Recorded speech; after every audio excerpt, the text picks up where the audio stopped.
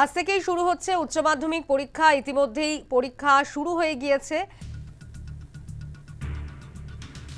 ইতিমধ্যে আপনাদের জানাচ্ছিলাম যে পরীক্ষা শুরু হয়ে গিয়েছে, নির্বিঘ্নেই চলছে পরীক্ষা পর্ব।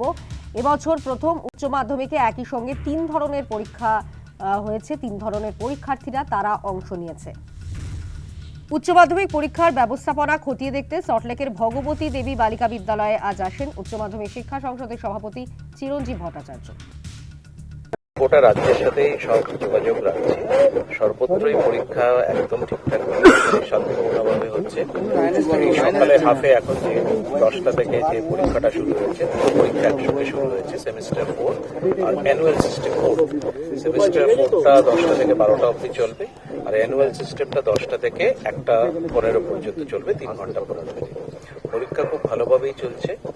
আমরা এখানে সল্টলেকে একটা সেন্টার, যেটা মেইন ভেন্যুতে আমরা এসেছিলাম, আমি সেক্রেটারি ম্যাডাম এবং উত্তর 24 পরগনা ডিপিএসসি চেয়ারম্যান আমরা এসেছিলাম। মানে সব খুব সুন্দরভাবে পরীক্ষা হচ্ছে এবং গোটা রাজ্য থেকেই যা খবর আছে সর্বত্রই পরীক্ষা